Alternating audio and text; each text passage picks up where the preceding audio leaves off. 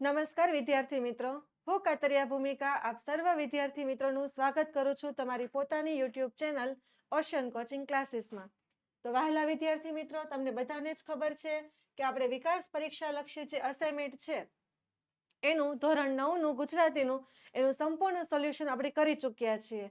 અને હવે આજે આપણે જે અસાઇનમેન્ટની અંદર જે આદર્શ પ્રશ્નપત્ર આપેલું છે એ આદર્શ પ્રશ્નપત્રનું સોલ્યુશન આપણે આ લેક્ચરની અંદર જોવાના છીએ. તો ચાલો શરૂ કરીએ આપણું વિકાસ પરીક્ષા લક્ષી અસાઇનમેન્ટનું આદર્શ પ્રશ્નપત્ર. તો વહાલા વિદ્યાર્થી મિત્રો, આપણે જે વિકાસ પરીક્ષા લક્ષી અસાઇનમેન્ટનું સંપૂર્ણ વ્યવસ્થિત અમુક અઘરી વસ્તુની સમજૂતી સાથે જે સોલ્યુશન આપણે જોઈ ચૂક્યા છીએ તે અસાઇનમેન્ટ જો તમારે અભ્યાસ માટે જાતે ઘરે મેળવવું હોય અને ફરી પાછું વાંચવું હોય અને વ્યવસ્થિત રીતે તૈયારી કરવી હોય તો એની લિંક તમને આપણા લેક્ચરની નીચે ડિસ્ક્રિપ્શન બોક્સની અંદર આપેલી છે. એ લિંક દ્વારા તમે આપણા આ અસાઇનમેન્ટને મેળવી શકો છો, જે તમારા ધોરણ 9નું દ્વિતીય પરીક્ષા માટેનું મોસ્ટ આઈએમપી પ્રશ્નપત્ર છે તે આપણે જોઈએ. તો સૌથી પહેલા આપણે જોવાનો છે એમાં વિભાગ એ, અને વિભાગ એ એટલે આપણે ગુજરાતીનો કહેવાય ગદ્ય વિભાગ. તો તમારું 50 માર્ક્સનું પેપર છે, મોડલ પેપર કયો કે આઈએમપી પેપર કયો કે વિકાસ પરીક્ષા લક્ષીનું જે તમે એ પેપર સમજો, તો એ 50 માર્ક્સનું તમારે દ્વિતીય પરીક્ષાના સિલેબસ મુજબનું જે પેપર વ્યવસ્થિત પેપર સ્ટાઇલ પ્રમાણે એ છે, તો આપણે એનું સોલ્યુશન કરીએ છીએ. ચલો તો શરૂ કરીએ. વિભાગ એ ગદ્ય વિભાગ, અને એમાં સૌથી પહેલો પ્રશ્ન અ. નીચેના જોડકાને યોગ્ય રીતે જોડી અને ફરીથી લખવાના છે અને પ્રત્યેકનું તમને 1 ગુણ મળવાનું છે. એટલે હવે 1 ગુણવાળા જોડકાની અંદર 2 સવાલ આવશે અને 2 સવાલના તમને 2 માર્ક્સ મળવાના છે. એટલે પહેલો જોડકાવાળો પ્રશ્ન 2 માર્ક્સનો. તો જોઈએ શું પૂછ્યું છે આપણને. એક બાજુ છે ગદ્ય કૃતિ અને બીજી બાજુ છે કર્તા કૃતિ પ્રમાણે. તો સૌથી પહેલી કૃતિ છે આપણી ગોપાળ બાપા. તો ગોપાળ બાપા કૃતિ તો કોની છે, એના કર્તા કોણ છે? તો પહેલાનો જવાબ છે તમારો ક. એટલે કે ગોપાળ બાપામાં આવશે મનુભાઈ પંચોળી, અને દર્શક જે છે એ એમનું ઉપનામ છે. મનુભાઈ પંચોળી અને એમનું ઉપનામ દર્શક. પછી બીજો સવાલ છે તો વાડી પરના વહાલા. તો વાડી પરના વહાલાની જે કૃતિ છે એના કર્તા કોણ છે? એ પાઠના કર્તા તો બીજાનો જવાબ છે અ, એટલે કે ઇસ્માઇલભાઈ નાગોરી. આ છે તમારા વાડી પરના વહાલાના કર્તા. તો આ રીતે કૃતિ, કર્તા અથવા તો કૃતિની સામે એના કોઈ પણ જે શબ્દો હોય, અમુકના પાત્રો લખતા એ પણ હોય, યા તો પછી સાહિત્ય પ્રકાર પણ આવે, અથવા તો લેખકોની સામે, કર્તાની સામે ઉપનામ પણ આવી શકે. એટલે અનુક્રમણિકા તમારે ખાસ વાંચી લેવી. હવે જોઈએ આપણો પ્રશ્ન 2 કે બ. કૌંસમાં આપેલા શબ્દોમાંથી યોગ્ય શબ્દ પસંદ કરી અને ખાલી જગ્યા પૂરવાની છે.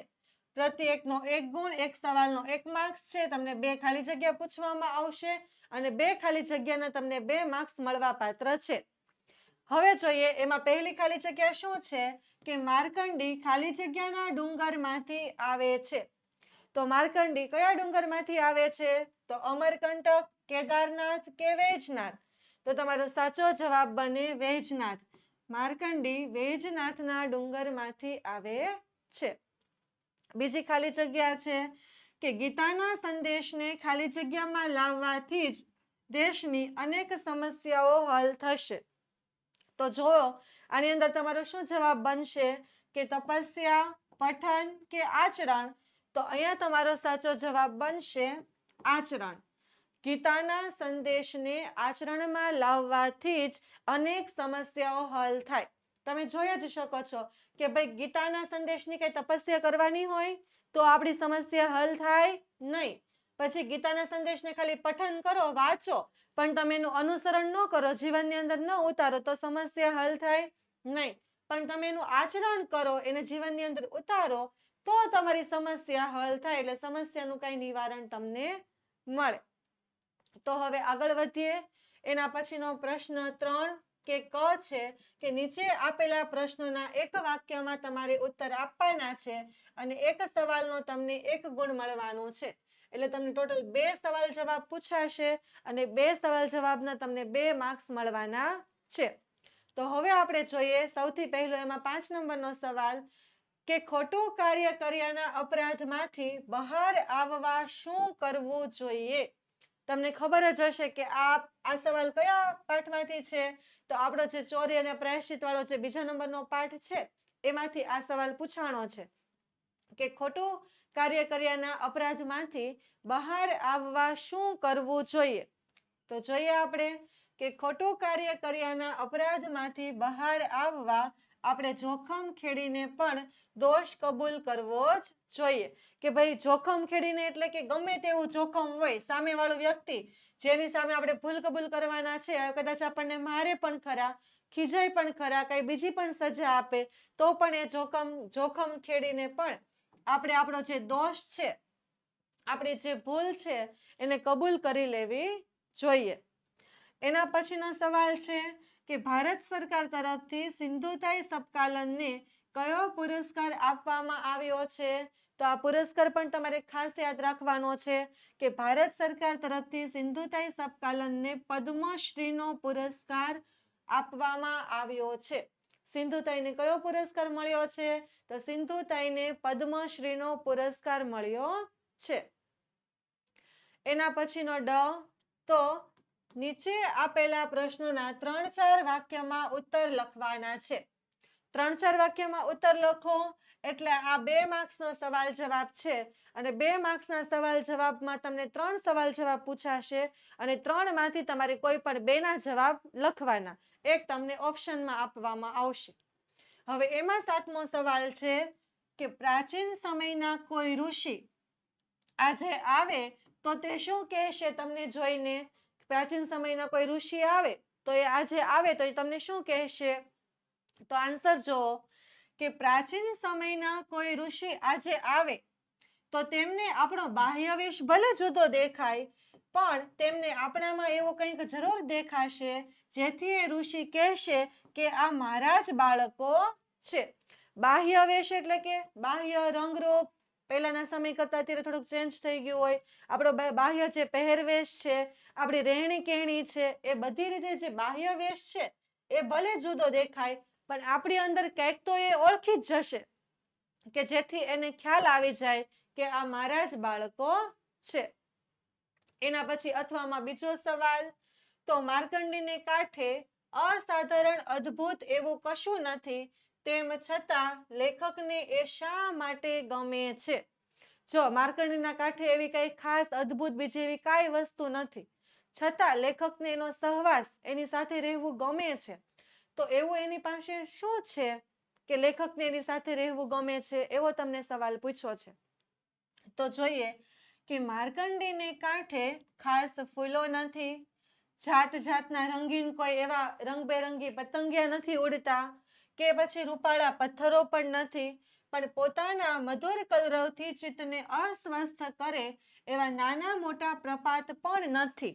આમ અસાધારણ અદ્ભુત કહી શકાય એવું કશું જ નથી છતાં લેખકને માર્કંડી ગમે છે કારણ કે ત્યાં પ્રેમળ શાંતિ એમને મળે છે. ત્યાં શું છે તો કેવળ પ્રેમળ શાંતિ.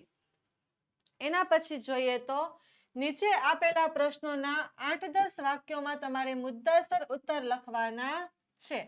તો મુદ્દાસર ઉત્તર માટે આ તમને સવાલ 4 માર્ક્સનો પૂછાશે. બરાબર. જો આ 4 માર્ક્સનો પૂછે તો સામે પેલો 1 અને જો આ 3 માર્ક્સનો પૂછાય તો પેલા 2 એવી રીતે માળખામાં હશે. હવે જોઈએ તો આનો આપણો પહેલો સવાલ છે મુદ્દાસરનો કે બાબુના સ્વર્ગના અનુભવ તમારે તમારા શબ્દમાં લખવાના છે. બાબુના સ્વર્ગના અનુભવો. તો જોઈએ તમને મેં પહેલા જ શીખવ્યું છે આપણે જ્યારે અસાઇનમેન્ટનું આખું સોલ્યુશન કરતા હતા એ વખતે પણ અને પહેલી પરીક્ષાના એક્ઝામના પેપર કે પહેલી પરીક્ષાના સોલ્યુશન જોતા હતા ત્યારે પણ કે તમારે આવો મુદ્દાસર સવાલનો જવાબ લખવાનો થાય તો કર્તા, કૃતિ અને પ્રકાર તમારે ફરજિયાત લખવાના. તો અહીંયા આપણી કૃતિનું નામ શું છે કુદરતી, કર્તાનું નામ છે લાભશંકર ઠાકર, સાહિત્ય પ્રકાર છે એકાંકી અને મૂળ કૃતિ છે લાભશંકરના આદર્શ એકાંકી માંથી. એ એમની મૂળ કૃતિ છે. તો હવે આપણે બાબુના સ્વર્ગના અનુભવો લખવાના છે. કે બાબુને સ્વર્ગની અંદર કેવા કેવા અનુભવો થયા. તો જોઈએ કે એક પુણ્ય બાબુને હાથે થયું અને એના પ્રતાપે બાબુને એક દિવસ સ્વર્ગમાં રહેવાનો લહાવો મળ્યો.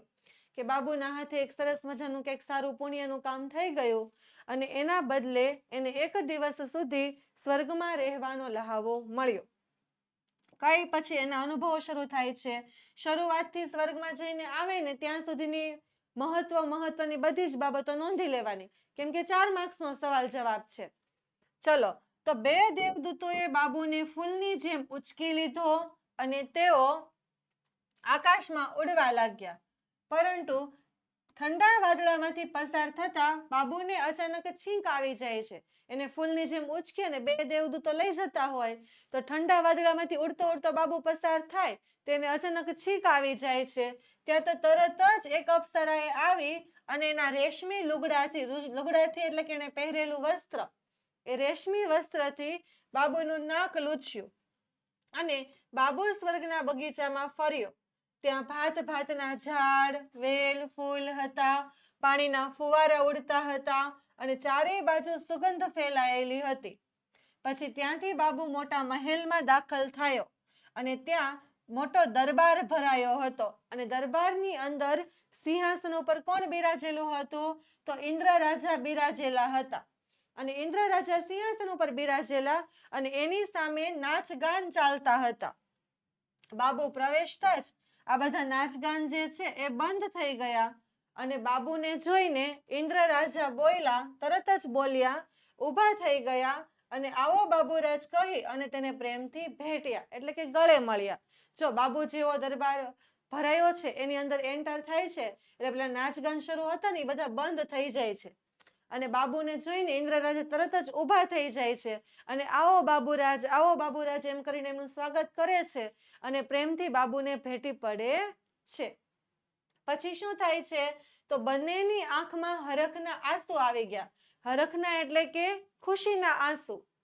અને ઇન્દ્ર રાજાની આંખના ઈશારે ફરી નાચગાન શરૂ થઈ ગયા. પેલા જે નાચગાન બંધ થઈ ગયા હતા એ ફરી પાછા શરૂ થયા. દેવાંશીએ મારી વેણીમાં 4 ફૂલ અંબોડલે સોહે સોહામણી ઝૂલ એ ગીત મીઠી હલકથી ગાયું. દેવાંશી એટલે કે પહેલો બાબુનો મિત્ર દેવલો, જે રેશમી લુગડાથી એને નાક સાફ કરવા માટે આવ્યો હતો ને તે જ. અને એમના ગામનો દેવલો એ સ્વર્ગની અપ્સરા એટલે કે દેવાંશી થઈ ગયો હતો અને તે કેવો લાગતો હતો? તો રૂપના અંબાર જેવો લાગતો હતો, એટલે બહુ જ સુંદર દેખાતો હતો. અને એની આગળ બીજી અપ્સરા ઝાંખી લાગે. નાચગાન ફરી બંધ થયા પછી ઇન્દ્ર રાજા બાબુને જમવા માટે લઈ જાય છે અને ત્યાં બાબુને શું જમાડવામાં આવે છે? તો ચોખ્ખા ઘીની ધાર વાળું છૂટું ચૂરમું, એટલે કે ચૂરમાની અંદર ઘીની ધાર એટલે ઘી નાખી અને તેને ચૂરમું જમાડે છે. પછી બંગલા પાન ખવડાવે છે. પછી બાબુએ એટલે કે દેવાંશી સાથે થોડો આરામ પણ કરે છે. જમી અને પછી પોતાની પેલી મિત્ર છે દેવલો, જે હવે દેવાંશી બની ગયો છે, તેની સાથે પછી તે આરામ કરવા માટે જાય છે અને પછી બાબુને પૃથ્વીલોકમાં પાછો મોકલી દીધો. આમ બાબુએ એક દિવસ સ્વર્ગમાં રહેવાનો આનંદ લીધો હતો. પૃથ્વીલોકથી સ્વર્ગમાં ઉપર જાય, ત્યાં જમે, નાચગાન જોવે, ઇન્દ્ર રાજાને મળે, દેવાંશીને મળે અને ફરી પાછો પૃથ્વીલોકની અંદર આવે ત્યાં સુધીનું બધું જ તમારે લખવાનું રહે. એના પછીનો સવાલ જોઈએ. અથવામાં તમને 2 ઓપ્શનમાં આપશે, 2માંથી કોઈ એક આન્સર લખવાનો છે. તો વાડીની લીલી દુનિયા વચ્ચે કેટલાય જગત હોય છે. આ વાક્યની વાડી પરના વહાલા પાઠના આધારે તમારે ચર્ચા કરવાની છે. વાડી પરની લીલી દુનિયા વિશે એટલે કે વાડી તો કેવા ખાતર તો શું હોય કે એના માલિક એટલે કે ખેડૂત હોય એનું જ ત્યાં વર્ચસ્વ, એનું જ સર્વસ્વ હોય. પણ એ ખેડૂત ત્યાં ખેતીનું કામ કરે, વાડીમાં જઈને કામ કરે, એ તો મામૂલી વાત કહેવાય. પણ બીજા કેટલાય જીવજંતુ અને કેટલી વસ્તુઓનું વાડીની અંદર જીવન હોય એના વિશેનું આપણે જોવાનું છે કે વાડીની આખી લીલી દુનિયા, કેટલાય જગત એની અંદર જીવતા હોય છે. ખાલી ખેડૂતનું ને વાડીનું પછી એમાં કાંઈ રહેતું નથી. તો સૌથી પહેલા આપણી કૃતિનું નામ છે વાડી પરના વહાલા. કર્તાનું નામ છે ઇસ્માઇલભાઈ નાગોરી. એમનો સાહિત્ય પ્રકાર છે લલિત નિબંધ અને મૂળ કૃતિ છે એટલે કે આપણો સંદર્ભ ગ્રંથ છે વાડી પરના વહાલા. હવે આપણે જોઈએ તો વાડી પરના વહાલાની વાડીની લીલી દુનિયા વિશેની વાત કરીએ તો વાડી એટલે જાણે નાના મોટા જીવોનું સંગ્રહ સ્થાન. એટલે નાનાથી લઈને મોટા બધા જ જીવો જ્યાં સચવાય એવી જગ્યા. ત્યાં ઉધઈએ કરેલું બાંધકામ અને કીડીઓની કરામત તમને જોવા મળે. પછી કાચીડાની લડાઈ અને સાપના યુદ્ધો. પછી ઘોયરાનું વિચિત્ર ગાન તમને સાંભળવા મળે. પછી મકોડાની છાવણીઓ હોય, ભરવાડીઓના કાફલા અને ગોકળ ગાયના ભપકા તમને દેખાય. વળી યાદ રહી જાય એ રીતે વીછી ડંખ પણ મારે. એવો ડંખ મારે કે તમને લાઈફ ટાઈમ યાદ રહી જાય. અને વાડીમાં સાપ અને નોળિયા અને કાળોતરા બિલાડાના જીવન મરણના સંગ્રામ ચાલતા હોય. એટલે કે બીજા લડતા હોય, ઝઘડતા હોય. અને લલેડા પોતાની ચાંચથી હાથમાંના કણા ખાતા હોય. ડેડકા અળસિયાનો ગોળો કરી અને આરોગતા હોય. એટલે કે ડેડકા અળસિયાને ખાતા હોય. પછી નાના સસલાને ખાઈને પગદંડી પર સૂતેલા સાપ પણ તમને જોવા મળે એટલે કે દેખાય. અને કાગડાઓની વચ્ચેથી પોતાનો માર્ગ કાઢતા ઘુવડ, શેરડીના શોખીન શિયાળ તમને જોવા મળે. પછી ઈંડા શોધતા ખેરખટ્ટા, મરઘીના બચ્ચાને ચોરીને પોતાના દરમાં લઈ જતા ઉંદરો, પશુઓને વળગતી જીવાતો, પશુઓ ઉપર જે જોવા મળતી હોય ઝીણી ઝીણી જીવાતો તે. પછી એ ઝીણી ઝીણી જીવાતોને વીણતા બગલા. પછી પાકને બગાડતી ઈયળો સાફ કરતા પક્ષીઓ. એ તો ખેડૂતની મદદ કરતા હોય એવું લાગે. અને શેરડીના શોખીન શિયાળ, ઈંડા શોધતા ખેરખટ્ટા. આ રિપીટ થયું છે. બચ્ચાને ચોરી અને પોતાના દરમાં લઈ જતા એ ઉંદરો અને પશુઓને વળગતી જીવાતો વીણતા બગલા અને પાકને બગાડતી ઈયળો સાફ કરતા પક્ષીઓ. આ થોડીક બે લાઈન રિપીટ થઈ છે પણ કાંઈ વાંધો નહીં, રિવિઝન. ઉંદરની વસ્તી ઉપર અંકુશ રાખતા રાની માંજરો પણ વાડીમાં રહેતા હોય છે. રાત્રે તો વાડીમાં કંસારીથી લઈને તમરા સુધી નાના અવાજ સંભળાય. શેઢાડી, શેળા, વણિયલ, જબોદિયા, ઘોરખોદિયા, ભૂંડ, હરણા, રોજડા તો ક્યારેક દીપડા અને સિંહ પણ તમને જોવા મળે. એવા ભયાનક પ્રાણીઓ પણ તમને જોવા મળે. એટલે નાની એવી જીવજંતુથી લઈ નાના એવા અળસિયા મકોડાથી લઈ અને સિંહ ને દીપડા સુધીના પ્રાણીઓનો તમને ત્યાં જોવા મળે. આમ આ વાડીની લીલી દુનિયા વચ્ચે કેટલાય જગતો હોય છે એની પ્રતીતિ આવા અનેક જીવજંતુ અને પશુ પક્ષીઓ તમને કરાવે છે. બરાબર, આ રીતે તમારે સંપૂર્ણ જવાબ લખવાનો છે. તો વહાલા વિદ્યાર્થી મિત્રો, આપણે આખા જ અસાઇનમેન્ટનું સરસ મજાનું સોલ્યુશન જોઈ ચૂક્યા છીએ સમજૂતી સાથે. અને આપણે એવી જ રીતે અત્યારે આ સમજૂતી સાથેના આદર્શ પ્રશ્નપત્રનું પણ સોલ્યુશન જોઈ રહ્યા છીએ. પણ માત્ર આ આદર્શ પ્રશ્નપત્ર જ નહીં, એની સાથે તમારે બીજા શંખનાદ અંતર્ગત તૈયાર કરેલા મોસ્ટ આઈએમપી પેપર જો જોતા હોય તો એ પણ તમારા માટે તૈયાર છે. તમે ગમે ત્યારે મેળવી શકો છો. તો એ આઈએમપી પેપરની ખાસિયત શું છે? તો સૌથી પહેલા તો તમારે દ્વિતીય પરીક્ષા માટેની જે કાંઈ બ્લુ પ્રિન્ટ છે, જે કાંઈ એ મુજબનો અભ્યાસક્રમ છે એ પ્રમાણે જ તૈયાર કરેલા છે. અને સાથે સાથે દ્વિતીય પરીક્ષા માટે તે મોસ્ટ આઈએમપી છે. અને પાછા તમને દરેક વિષયના પ્રશ્નપત્ર મળી જશે. અને સાથે સાથે પ્રશ્નપત્ર જ નહીં પણ એનું પીડીએફ સોલ્યુશન અને લાઈવ વિડીયો સોલ્યુશન પણ તમને કરાવવામાં આવશે.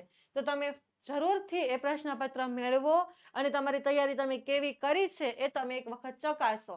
અને બીજી એક મહત્વની ખાસિયત છે કે ધોરણ 9 અને 10 બંને ધોરણના પ્રશ્નપત્ર મળી રહેશે. અને એ પણ ગુજરાતના શ્રેષ્ઠ શિક્ષકો દ્વારા તૈયાર કરવામાં આવેલા પેપરો. તો એ માટે તમે આપણો ઓશન કોચિંગ ક્લાસીસનો કોન્ટેક્ટ છે 7046222254 એના ઉપર કોન્ટેક્ટ કરી શકો. અથવા તો આપણી પ્લે સ્ટોરની જે એપ્લિકેશન છે ઓશન કોચિંગ ક્લાસીસની એ ડાઉનલોડ કરી એમાંથી પણ માહિતી મેળવી શકો. અથવા તો આ જ કોન્ટેક્ટ નંબર ઉપર તમે વોટ્સએપ ગ્રુપમાં જોડાઈ અને એમાંથી પણ મેળવી શકો છો. તો વહાલા વિદ્યાર્થી મિત્રો, આપણો જે વિભાગ એ ગદ્ય વિભાગ છે એ આદર્શ પ્રશ્નપત્રનું પૂર્ણ થયું. અને હવે આપણે જોવાના છીએ આપણો વિભાગ બી એટલે કે પદ્ય વિભાગ. તો પદ્ય વિભાગની અંદર જોઈએ ગદ્ય વિભાગ જેવું જ માળખું છે. સૌથી પહેલા નીચેના જોડકાને જોડવાના છે અને ફરીથી લખવાના છે. અને આમાં પણ પ્રત્યેકનો 1 ગુણ એટલે કે 2 જોડકાના સવાલ અને તમને 2 માર્ક્સ એની અંદર મળશે. તો જોઈએ કેવું જોડકું છે. સૌથી પહેલું જોડકું આપણને પૂછાણું છે કે એક બાજુ પદ્ય કૃતિઓ છે અને બીજી બાજુ સાહિત્ય પ્રકાર જોવા તમને મળે છે. એક બાજુ પદ્ય કૃતિઓ અને બીજી બાજુ સાહિત્ય પ્રકારો. તો ચલો જોઈએ. તે સૌથી પહેલું છે સાંજ સમે શામળિયો. તો આ તો બધાને જ ખબર છે કે સાંજ સમે શામળિયાનો સાહિત્ય પ્રકાર શું છે? તો કે પદ. તમારો પહેલાનો જવાબ બને ક. પછી બીજું તો રસ્તો કરી જવાના. તો રસ્તો કરી જવાનાનો સાહિત્ય પ્રકાર શું છે? તો એનો જવાબ પણ તમને નીચે મેં આપેલો જ છે કે અ એટલે કે ગઝલ. આ શું બનશે તમારી? ગઝલ. એટલે કે સાંજ સમે શામળિયો એનો સાહિત્ય પ્રકાર પદ અને રસ્તો કરી જવાના એનો સાહિત્ય પ્રકાર ગઝલ. હવે એના પછી આગળ વધીએ તો બીજો આપણો સરસ મજાનો પ્રશ્ન છે કે કૌંસમાં આપેલા શબ્દોમાંથી યોગ્ય શબ્દ પસંદ કરી અને ખાલી જગ્યા પૂરવાની. પ્રત્યેક ખાલી જગ્યાનો 1 ગુણ છે. 2 ખાલી જગ્યા પૂછાણી છે અને એના 2 માર્ક્સ છે. હવે જોઈએ 11મી ખાલી જગ્યા કે ગોરાણીએ શ્રી કૃષ્ણ સુદામાને ખાલી જગ્યા લાવવાનું કામ સોંપ્યું હતું. તો શું લાવવાનું કામ સોંપ્યું હતું? ઘાસ, બળતણ કે ભિક્ષા? તો તમને બધાને જ ખ્યાલ હશે કે આનો આપણો જવાબ આવે છે બળતણ. કે ગોરાણીએ શ્રી કૃષ્ણ અને સુદામાને જંગલમાંથી લાકડા એટલે કે બળતણ લાવવાનું કામ સોંપ્યું હતું. એના પછીની 12મી ખાલી જગ્યા છે કે રસ્તો કરી જવાના પદ્યમાં કવિ ખાલી જગ્યા સામે કાળને પડકારે છે. કોની સામે કાળને પડકારે છે? તો જીવન સામે, સુખ સામે કે મૃત્યુ સામે?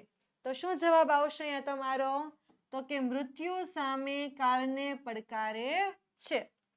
રસ્તો કરી જવાના પદ્યમાં કવિ મૃત્યુ સામે કાળને પડકારે છે. યાદ રાખજો. ચાલો એના પછીનો પ્રશ્ન કે નીચે આપેલી કાવ્ય પંક્તિને પૂર્ણ કરો. તો કાવ્ય પંક્તિ આપણે ક્યાંથી લઈને ક્યાં સુધીની લખવાની છે?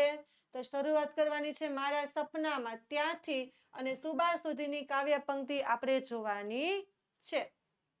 તો જોઈએ મારા સપનામાં આવ્યા અને સુબા સુધીની કાવ્ય પંક્તિ.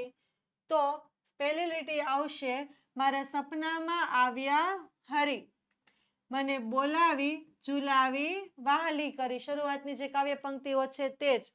સામે મરકત મરકત ઊભા, મારા મનની દ્વારિકાના સુબા. એટલે અહીંયા સુબા સુધીની તમારી કાવ્ય પંક્તિ આવવી જોઈએ. અને આ કાવ્ય પંક્તિના તમને 2 માર્ક્સ મળવાના છે. બરાબર? અને ગણતી વખતે શિક્ષકો અડધો કાઉન્ટ કરે એક એક લીટીનો. તમારી એકાદી લીટી કદાચ ખોટી પડી હોય તો આવા અડધા લેખે તમને આના માર્ક્સ મળતા હોય છે. એના પછી જોઈએ તો પ્રશ્ન ડી. નીચે આપેલા પ્રશ્નના 3-4 વાક્યમાં ઉત્તર લખવાના છે. અને એ પ્રશ્ન તમને પૂછાણો છે 2 માર્ક્સનો. તો અહીંયા આપણો 14મો સવાલ શું છે? તો 14મો સવાલ છે કે કવિને માતા પાસેથી શું શું મળે છે? ગોદ માતની ક્યાં? એમાંથી લેવામાં આવેલો છે. તો જોવો કે કવિને માતા પાસેથી એની હુંફાળી ગોદ અને સૂતી વખતે માની સોડ મળે છે. માતાની હૂંફવાળી ગોદ અને સૂતી વખતે માતાની સોડ એટલે કે પડખું એની બાજુમાં સુવાનો આનંદ મળે છે. પછી તો કે માની હાજરીથી મોટી રાહત મળે છે. એની ખાલી હાજરી જ આપણા બધા દુઃખોની દવા હોય. અને માની આંખોમાંથી વાત્સલ્ય પણ મળે છે. અલગ અલગ પંક્તિમાં દ્રષ્ટાંતો દ્વારા કવિએ જે વાત વર્ણવી છે એ બધી જ તમારે આની અંદર લઈ લેવાની. પછી માનો પ્રેમાળ સાદ એનો અવાજ મીઠો રણકાર એ સાંભળવા મળે છે. માના આલિંગનમાં પ્રેમનો સ્પર્શ તમને જોવા મળે. એ તો ખાલી માથે એમનો લુખ્ખો હાથ ફેરવી દે તોય આપણે તો બધા દુઃખ દૂર થઈ જાય. અને એના પર માના હેતની હેલી સતત વરસે છે. માની શીતળ છાયા અને હુંફાળી માયા પણ મળે છે. તો આ બધી જ વસ્તુ જે છે એ કવિને માતા પાસેથી મળે છે. એના પછી જોઈએ તો અથવામાં બીજો સવાલ. તો શું છે 14મો બીજો સવાલ કે ઘરની અળવી ભીતો હવે શણગારથી કેમ શોભવા લાગી? એવું તો શું થયું કે ઘરની અળવી ભીતો શણગારથી શોભવા લાગી? તો પુત્રવધુનું સ્વાગત, એમાંથી આ એ પંક્તિ વાળું અહીંયા સવાલ પૂછાયો છે. તો ઘરની ભીતોને પુત્રવધુની આંગળીઓનો સ્પર્શ થયો, એટલે કે નવી જે દીકરાની વહુ કે પુત્રવધુ ઘરમાં આવી છે એ પોતાની આંગળી વડે અડકે છે, સ્પર્શ કરે છે ઘરની દિવાલોને. એટલે ઘરની ભીતો આજ સુધી સૂની અડવી એટલે કે ખાલી હતી, પરંતુ હવે પુત્રવધુની આંગળીઓના સ્પર્શ થતા જ ભીતોએ જાણે કે સૌંદર્યનો એક શણગાર સર્જ્યો હોય એમ તે શોભી ઉઠે છે. સૌંદર્ય એટલે કે ખૂબસૂરતી, વધુ સુંદર દેખાય, અને એવો તો જાણે એને શણગાર ધારણ કરી લીધો હોય, સર્જ્યો હોય એવી રીતે એ શોભી ઉઠે છે, વધારે સરસ દેખાય છે. અને પુત્રવધુના આગમનની એટલી પ્રબળ અસર પડી, પુત્રવધુનું આગમન એટલે કે એના સ્વાગત, એની એટલી બધી વધુ અસર પડે છે કે નિર્જીવ વસ્તુમાં પણ જાણે પ્રાણ પુરાયા હોય. કેમ કે ભાઈ ઘરની ભીતો ને દિવાલ તો નિર્જીવ વસ્તુ જ છે, એ તો કઈ આપણી જેમ શ્વાસ લેતી નથી, જમતી નથી, ચાલતી નથી, દોડતી નથી. એટલે એવી નિર્જીવ વસ્તુઓમાં પણ જાણે પ્રાણ પુરાયા હોય અને ઘરનું આખું જ વાતાવરણ જીવંત બની ગયું હોય એવું અહીંયા કવિને લાગે છે. એના પછી જોઈએ તો પ્રશ્ન એ કે નીચે આપેલા પ્રશ્નોના 8-10 વાક્યોમાં મુદ્દાસર ઉત્તર લખવાના છે. આ કેટલા માર્ક્સમાં પૂછાણો છે? તો 4 માર્ક્સની અંદર. હવે જોઈએ તો આ સવાલ કે રસ્તો કરી જવાના ગઝલમાં જોવા મળતી ખુમારી તમારે તમારા શબ્દની અંદર વર્ણવવાની છે. તમારા શબ્દની અંદર કીધું છે, પણ યાદ રાખવાનો રસ્તો કરી જવાની એની જ ખુમારી પૂછી છે, એટલે આપણે કાવ્ય પંક્તિ પ્રમાણે જ આનો જવાબ વ્યવસ્થિત લખવો પડે. તો જોઈએ, સૌથી પહેલા આપણો મુદ્દાસર જવાબ છે, એટલે સૌથી પહેલા લખી જ દેવાનો. કૃતિનું નામ તો કે રસ્તો કરી જવાના, કર્તાનું નામ તો અમૃત ઘાયલ, સાહિત્ય પ્રકાર તો ગઝલ, અને મૂળ કૃતિ સંદર્ભ ગ્રંથ તો આઠો જામ ખુમારી માંથી. હવે જોઈએ આપણે જવાબ. તો રસ્તો કરી જવાના ગઝલનું શીર્ષક જ કેટલું ખુમારી ભર્યું છે કે એના શીર્ષક ઉપરથી જ આપણને એમ થાય કે એક અલગ ઉત્સાહ આવી જાય, ગમે તેમ થાય ભાઈ રસ્તો કરી જવાના. તો ગમે તેવી વિપરીત એટલે કે અઘરી કપરી પરિસ્થિતિ આવે અને તેનો ઉકેલ ન જડે તો એનાથી મૂંઝાય અને શા માટે મરી જવાના, એટલે કે આપણે કોઈ પણ અઘરી પરિસ્થિતિની સામે હાર માનવાની નથી. આપણે કોઈ પણ કપરી ગમે એવી ખરાબ પરિસ્થિતિ હોય પણ એની સામે ઝૂકી જાશું નહીં, હાર માનશું નહીં, અને મરી તો બિલકુલ નહીં જાય, અને એનો કોઈને કોઈ ઉકેલ તો આપણને મળી જ જશે એવો વિશ્વાસ રાખવો. હંમેશા મસ્તીમાં જીવવાનું, થોડા ઘણા સત્કર્મો કરીને પણ જીવનરૂપી સમુદ્ર તરી જવાનો. કોણે કહ્યું કે એક પણ સત્કર્મ કર્યા વગર જ આપણે મરી જઈશું? આપણે દુનિયાની તમામ વસ્તુઓ અને લોકોની લાગણીઓ પ્રાપ્ત કરીને જીવનને ભરી દેશું. કે એવું કોણ કહે છે, એવી આપણી કોણ ભવિષ્યવાણી કરી શકે છે કે ભાઈ આપણે એક પણ સત્કર્મ એટલે કે આપણા હાથે થયેલા કોઈ સારા કાર્યો, કે આપણે એક પણ સારા કાર્ય કર્યા વગરના આમનામ જ મરી જઈશું? આપણે તો એટલા મહાન છીએ કે દુનિયાની તમામ વસ્તુઓ અને જે લોકો છે એની પાસેથી લાગણીઓ મેળવી એના ભાવ, એની લાગણી, એનો પ્રેમ, એનો હેત આપણે આખી જિંદગી ભરી દેવાના છીએ, આપણે આખું જીવન ભરી દેવાના છીએ.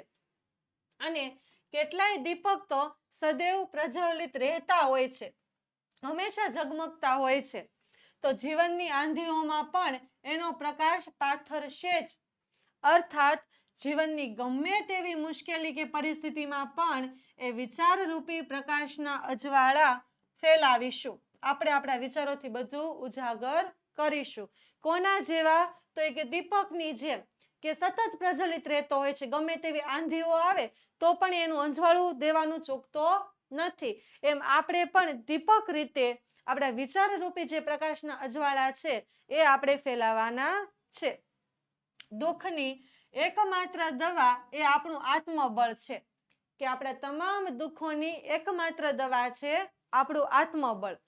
અને જીવનના દરેક જખમને અમી નજરથી રૂઝાવી દેશું, કે ગમે તે જખમ હોય, ગમે તેવી પીડા હોય, આપણી દ્રષ્ટિ જ એને રૂઝાવવા માટે, એને સારું કરવા માટે કાફી હશે.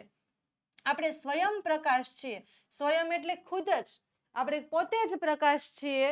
અને આપણે એવો દીપક નથી, આપણે એવો દીવો નથી કે કોઈ બુઝાવે અને આપણે બુઝાઈ જઈએ. જો આપણે પોતે પ્રકાશ છીએ, પણ એવો નાનો એવો દીવો નહીં કે આમ કોક ફૂંક મારીને બુઝાવે અને આપણે બુઝાઈ જઈએ. હે કાળ, અમને તારો જરા પણ ભય નથી, એટલે અમે તારાથી જરાય ડરતા નથી. તારાથી થાય તે તું કરી લે. ઈશ્વર જેવો અમારો ધણી છે, અમે એમ કાંઈ થોડા મરી જવાના છીએ. એટલે કે ઈશ્વર જેવો ઈશ્વર ભગવાન એ અમારા ધણી, એ અમારા માલિક છે, એટલે અમે કોઈનાથી ડરતા નથી, એટલે અમે એમ કાંઈ મરી જવાના નથી. એના પછી જોઈએ અથવાનો આપણો જે 15મો સવાલ છે, કે કામ કરે ઈ જીતે કાવ્યમાં વ્યક્ત થતું મહેનતનું મહત્વ તમારે તમારા શબ્દની અંદર વર્ણવવાનું છે. તો સૌથી પહેલા તો કૃતિનું નામ કામ કરે તે જીતે, કર્તાનું નામ નાથાલાલ દવે, અને આપણો સાહિત્ય પ્રકાર છે કામ કરે એ જીતે તો ગીત, અને એની મૂળ કૃતિ એટલે કે સંદર્ભ ગ્રંથ છે મહેનતના ગીતોમાંથી. તો જોઈએ આપણે મહેનતનું મહત્વ કેવું છે. તો કામ કરે એ જીતે કાવ્યમાં કવિએ મહેનતનું મહત્વ સમજાવ્યું છે. મહેનત એટલે કે પરિશ્રમ, પરિશ્રમનું મહત્વ સમજાવ્યું છે. કેમ કે ભારત એક વિશાળ ખૂબ જ મોટો દેશ છે, અને એનો વિકાસ કરવો હોય તો સાથે મળીને મહેનત કરવી પડશે. કોઈ એક વ્યક્તિ નક્કી કરશે તો આખા દેશનો વિકાસ કરી શકશે નહીં. હા, એ વાત સાચી છે કે શરૂઆત તો આપણે એક વ્યક્તિથી એટલે ખુદથી જ કરવી જોઈએ, પણ માત્ર એક વ્યક્તિ દેશને બદલી શકે નહીં, એટલે એના માટે બધાએ સાથે મળીને મહેનત કરવી પડે. અને પાછું ભારત એક કૃષિ પ્રધાન દેશ છે. કૃષિ પ્રધાન એટલે કે ખેતીવાળો, ખેતી ઉપર આધારિત દેશ છે. આથી સૌ પ્રથમ આપણે ખેતરને ખેડીને સીમને સોહામણી કરવાની છે, અને નદીઓને જોડી અને એના નીર એ ભારતના ખૂણે ખૂણે પહોંચાડવાના છે. કે ભાઈ આપણે નદીઓને ઉપર ડેમ બાંધો કે કોઈ પણ વ્યવસ્થા કરો, પણ એ બધા નદીઓના નીર એ ભારતના ખૂણે ખૂણા સુધી પહોંચી શકે એવી સુવિધાઓ કરવાની છે. એટલે જ ભારત દેશ એમની પ્રજા પાસે સામૂહિક મહેનતની અપેક્ષા રાખે છે. ભારત દેશની કેવી અપેક્ષા છે આપણી પાસે? તો સામૂહિક મહેનતની, કે આપણે બધા જ મળી અને આપણે દેશ માટે કંઈ સારા કામ કરીએ એવી એને આપણી પાસેથી અપેક્ષાઓ છે. અને હાથમાં ત્રિકમ અને કોદાળી લઈ આપણે ખેતર ખેડવાના છે, અને ઘર ઘરની અંદર રેડિયો પણ ચલાવવાના છે. ગાંધીજીના વિચારો પર પણ ચાલવાનું છે. પ્રજાના હૈયામાં ખમીર હશે તો તેઓ પોતાના બાવડાના બળે માત્ર ભારત દેશનો જ નહીં પણ સમગ્ર વિશ્વનો ચહેરો બદલી શકશે. જો બધા ખમીરથી, હિંમતથી કામ લેશે, સાથે મળીને કામ લેશે, તો ફક્ત ને ફક્ત ભારત દેશ જ નહીં પણ આપણે આખા વિશ્વનો પણ ચહેરો બદલી શકીશું. એટલે વિશ્વને પણ એક નવું રૂપ આપી શકીશું. દરેક વ્યક્તિએ સ્વાવલંબી થવાનું છે. સ્વાવલંબી એટલે પરાવલંબી એટલે બીજા ઉપર આધાર રાખવો, અને સ્વાવલંબી એટલે પોતાના ઉપર જ આધાર રાખવો, પોતે જ પોતાનું બધું કામ ને બધું જ સંભાળવાનું, તો એને સ્વાવલંબી જીવન જીવવું કહેવાય. એટલે આપણે કોઈ દિવસ કોઈ ઉપર આધાર રાખશું નહીં, અને મહેનત કરીને પોતાનું સ્વમાન જાળવવાનું છે. જે મહેનત કરે છે તે જ જીતે છે. જે મહેનત નથી કરતું તે કોઈ દિવસ જીતી શકતું નથી, અને તેની મહેનતનો જય જયકાર થાય છે. જે મહેનત કરે છે એ જીતે છે, ને જે જીતે છે એની જ મહેનતનો જય જયકાર કરવામાં આવે છે. હવે જોઈએ આપણો વિભાગ સી. તો વિભાગ સી છે આપણો વ્યાકરણ વિભાગ. તો વ્યાકરણ વિભાગમાં જોઈ લઈએ તો માંગ્યા પ્રમાણે ઉત્તર લખવાના છે. જે પ્રમાણે સૂચના હશે એ પ્રમાણે આપણે કામ કરશું. બધા જ પ્રશ્નોનો આપણને એક એક ગુણ મળવાનો છે. તો પહેલા પ્રશ્ન 16 છે કે નીચે આપેલા શબ્દની સાચી જોડણી એ તમારે આપેલા વિકલ્પોમાંથી શોધીને લખવાની છે અને આ જોડણીનો માર્ક્સ તમને મળ્યો છે 1. તો જોઈએ સૌથી પહેલા આપણને જોડણી કઈ પૂછી છે તો કારકિર્દીની. તો કારકિર્દીની સાચી જોડણી તમારી કઈ બનશે તો આ પહેલા નંબરની કારકિર્દીની તમારી સાચી જોડણી બનશે. એના પછીનો છે 17મો પ્રશ્ન. તો નીચેના શબ્દની સાચી છોડેલી સંધિ તમારે આપેલા વિકલ્પોમાંથી શોધીને લખવાની છે. સંધિ છોડો એવો સવાલ પૂછાણો છે અને આનો પણ તમને 1 માર્ક્સ મળેલો છે. એટલે અહીંયા જો માર્ક્સ દર્શાવ્યો છે 1 માર્ક્સ. ચાલો તો આમાં તમને સવાલ પૂછાણો છે મહેશ. તો મહેશની સંધિ કઈ રીતે છૂટશે તો મહા વત્તા ઈશ. તો અહીંયા મહે વત્તા ઈશ આપ્યું છે ખોટું. મહે વત્તા ઈશ ખોટું. આ હશે મહા વત્તા ઈશ. એટલે આ તમારો સાચો જવાબ છે. જો કે થોડુંક લખવામાં મિસ્ટેક થઈ છે, વાંધો નહીં, આપણે સુધારી દઈએ. મહા વત્તા ઈશ એટલે મહેશ. ચાલો એના પછી 18મો સવાલ છે કે શેષવ શબ્દનો સાચો સમાનાર્થી શબ્દ આપેલા વિકલ્પમાંથી શોધીને લખવાનો છે. તો શેષવ એટલે શું થાય? યૌવન તો ન થાય, એ તો મોટી અવસ્થા થઈ જાય. પછી વૃદ્ધાવસ્થા તો થાય જ નહીં, એ તો એનો વિરોધાર્થી થઈ જાય. તો શું તમારો જવાબ આવે તો શૈશવ એટલે કે બાળપણ. એના પછી જોઈએ તો આપણો 19મો પ્રશ્ન કે નીચેના સામાસિક શબ્દનો સમાસ આપેલા વિકલ્પોમાંથી શોધીને લખવાનો છે અને આ સમાસનો પણ તમને 1 માર્ક્સ મળવાનો છે. બધા જ પ્રશ્નોનો એક જ ગુણ છે. તો અહીંયા આપણને પૂછ્યું છે પૃથ્વીલોક. તો પૃથ્વીલોક કયો સમાસ આવે તો પૃથ્વીલોક છે તમારો તત્પુરુષ સમાસ. એના પછી 20મો પ્રશ્ન છે કે ભારતીય શબ્દમાં કયો પ્રત્યય લાગ્યો છે? પ્રત્યય શોધવાનો છે અને તે આપેલા વિકલ્પોમાંથી શોધીને લખો, એનો પણ 1 ગુણ. તો ભારતીય એ પ્રત્યય લાગ્યો છે, પાછળ લાગ્યો છે. પાછળ લાગે એને શું કહેવાય તો પર પ્રત્યય કહેવાય. એના પછી 21મો સવાલ કે માર્ગ કાઢવો એ રૂઢિપ્રયોગનો સાચો અર્થ તમારે આપેલા વિકલ્પોમાંથી શોધીને લખવાનો છે, એનો પણ 1 ગુણ છે. માર્ગ કાઢવો એટલે કે શું થાય? માર્ગ કાઢવો એટલે કે ઉપાય શોધવો. કોઈ પણ મુસીબત હોય એમાંથી કંઈક આપણે રસ્તો શોધીએ, ઉપાય શોધીએ તો એને માર્ગ કાઢ્યો કહેવાય. ચાલો એના પછી છે 22મું વિરોધાર્થી શબ્દ. વિરોધાર્થી શબ્દનો પણ 1 માર્ક્સ અને વિરોધાર્થીમાં પૂછ્યું છે સ્નિગ્ધ એટલે શું? તો સ્નિગ્ધ એટલે કોમળ ને રુજુ. તો કોમળ તો એનો સમાનાર્થી થાય. આપણને વિરોધાર્થી પૂછ્યો છે એટલે કઠણ એવો જવાબ આવે. પછી 23મું તો નીચેના શબ્દ સમૂહ માટે 1 શબ્દ, એનો પણ 1 ગુણ અને એમાં પૂછ્યું છે કે 2 ઘરની પાછળના ભાગે છોડેલી જગ્યા. તો એને આપણે શું કહીએ છીએ તો નવેરી. એના પછી 24મો સવાલ તો કૌંસમાં આપેલા સૂચના મુજબ વાક્ય રૂપાંતર કરો. તો અહીંયા આપણને જો આવરદા બાકી હશે બીજું શું, એનું આપણને નિષેધ વાક્ય બનાવવાનું કીધું છે. નિષેધ એટલે કેવું વાક્ય બનાવવાનું છે તો નિષેધ એટલે કે નકાર વાક્ય બનાવવાનું છે. તો જોઈએ આનું નકાર વાક્ય શું હશે તો આવરદા પૂરી નહીં થઈ હોય. બીજું શું? અહીંયા નહીં આવી ગયું એટલે આ નકાર બની ગયું, પણ અર્થ બદલાણો નથી, એ ખાસ જોજો. એના પછી છે 25મું કે કૌંસમાં આપેલા સૂચના મુજબ વાક્ય પરિવર્તન કરો. તો હું પરીક્ષા પછી ફરવા જઈશ. તો આ હું છે એટલે કર્તરી વાક્ય છે, તો એને આપણે કર્મણી વાક્ય બનાવવાનું છે. તો હવે કર્મનું મહત્વ વધશે તો શું જવાબ આવશે કે મારાથી પરીક્ષા પછી ફરવા જવાશે. એના પછી 26મો પ્રશ્ન છે કે નીચે આપેલા વાક્યમાંથી રવાનુકારી શબ્દ શોધીને લખવાનો છે. રવાનુકારી શબ્દ એટલે કે અવાજ દર્શાવતો, રણકાર કે ધ્વનિ દર્શાવતો કોઈ શબ્દ. તો વાક્ય જોઈએ તો વરસાદ ઝરમર ઝરમર વરસતો હતો. તો વરસાદ વરસે છે પણ કઈ રીતે તો ઝરમર ઝરમર. તો આ ઝરમર ઝરમર જે છે એ શું બનશે તો એ આપણો રવાનુકારી શબ્દ બનશે, એનો પણ 1 માર્ક્સ.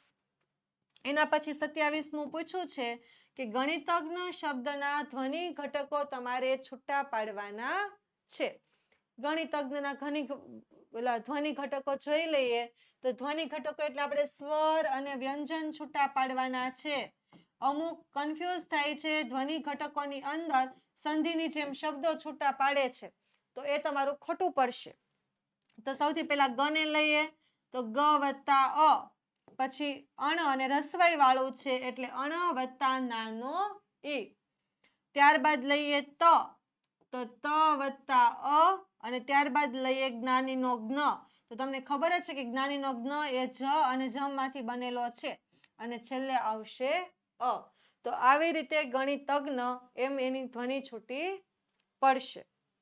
હવે વહાલા વિદ્યાર્થી મિત્રો, આપણા આદર્શ પ્રશ્નપત્રનો લાસ્ટ પાર્ટ એટલે કે વિભાગ ડી, જેને આપણે લેખન વિભાગ તરીકે ઓળખીએ છીએ.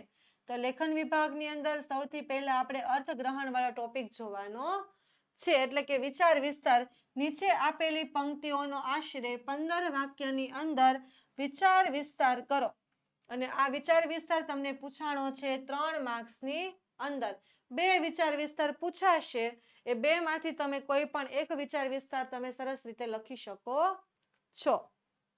તો જોઈએ આપણે સૌથી પહેલા 28મો સવાલ શું છે, તો સોબત કરતા શ્વાનની 2 બાજુનું દુઃખ ખીજ્યું કરડે પિંડીએ રીઝ્યું ચાટે મુખ. ખીજ્યું કરડે પિંડે રીઝ્યું ચાટે મુખ. તો જોઈએ શું છે આ 3 માર્ક્સના વિચાર વિસ્તારની અંદર શ્વાનની એટલે કે કૂતરાની વાત કરવામાં આવેલી છે. તો જો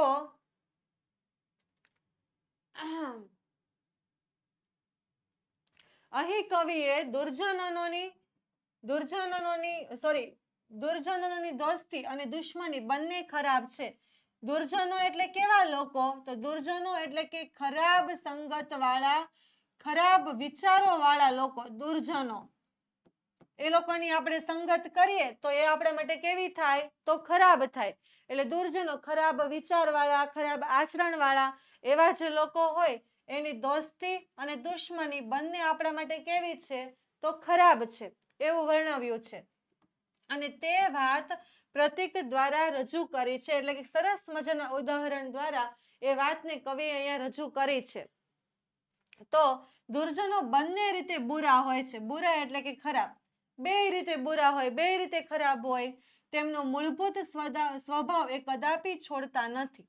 દુર્જનો છે એટલે એનો સ્વભાવ એ ખરાબ હોવાનો, તો એમનો જે મૂળભૂત જેનો ખરાબ સ્વભાવ છે એ કોઈ દિવસ છોડતા નથી.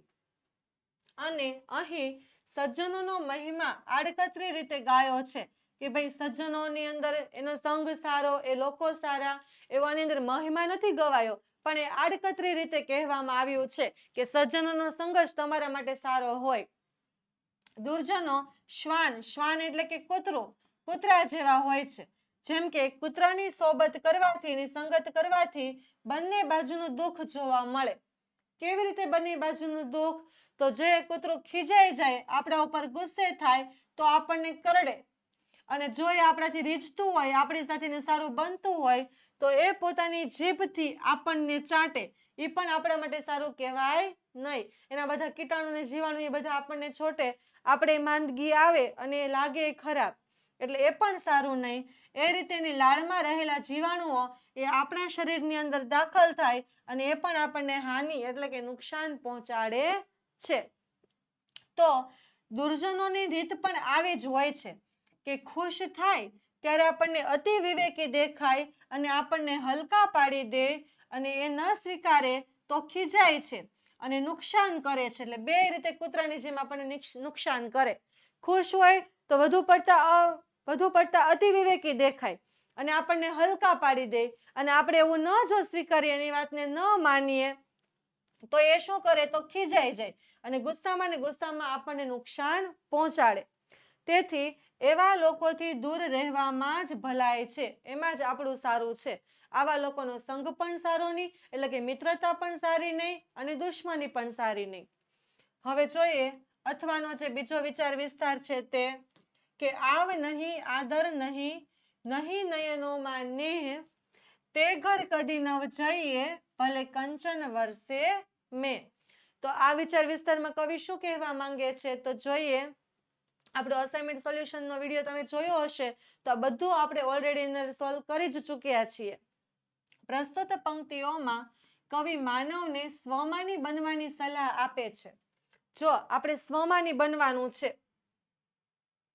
પોતાનું માન જે છે એ જાળવવા માટે આપણે ખુદ જ એના માટે તૈયાર રહેવું જોઈએ.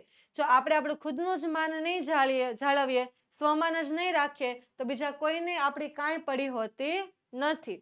ઘણીવાર એવું બને છે કે આપણે આપણા કરતા વધારે ધનવાન કે કોઈ ઊંચા વર્ગ ધરાવતા માણસના ઘરે જઈએ ત્યાં આપણને કોઈ આવો એમ પણ કહેતું નથી. આપણા કરતા વધુ ધનવાન હોય, આપણા કરતા વધુ પૈસાવાળા હોય કે આપણા કરતા વધુ કોઈ ઊંચી પોસ્ટ ઉપર હોય અને એની ઘરે આપણે જઈ ચડીએ તો ત્યાં લોકો આપણને આવકારો પણ આપતા નથી અને આપણને જોઈને એની આંખોમાં હસી પણ ઉઠતી નથી. એટલે આપણને જોઈને તે લોકો ખુશ પણ થતા નથી. આંખોમાં સ્નેહનો કોઈ ભાવ પણ દેખાતો નથી. એટલે આપણા માટે કાંઈ આદર કે પ્રેમ પણ એની આંખોમાં જોવા મળતો નથી. તો એવા ઘરે ક્યારેય જવું જોઈએ નહીં. એ પછી ગમે એટલા પૈસાવાળા હોય કે ગમે એટલી ઊંચી પોસ્ટ ઉપર હોય, પણ આપણું માન સન્માન નથી જળવાતું તો એના ઘરે આપણે કોઈ દિવસ જવું જોઈએ નહીં.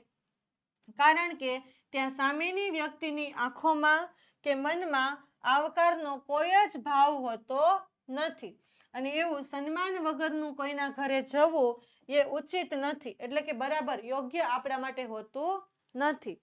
માટે કવિ કહે છે કે આવકાર વિનાના અને માનવતા વિનાના કે સ્નેહ વિનાના ઘરમાં ભલે ને સોનાનો વરસાદ થતો હોય, સોનાનો એટલે આપણને પંક્તિમાં આપ્યો ને કંચન વર્ષે મેઘ, કંચન એટલે કે સોનું, કે પછી જે સોનાનો વરસાદ ભલે ને થતો હોય, તેમના ઘરે અઢળક સંપત્તિ હોય તો પણ એવા વ્યક્તિના ઘરે પણ આપણે પગ પણ મૂકવો જોઈએ નહીં.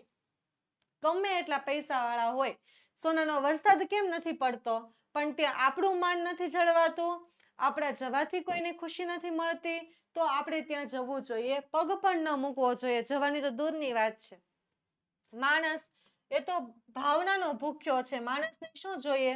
ભાવના, સારો પ્રેમ, સ્નેહ અને બીજાના રૂપિયા કે ધન કોઈને કઈ કામ લાગતું નથી. એનું હશે તો એને કામ લાગશે, એ આપણને આપી દેવાના નથી.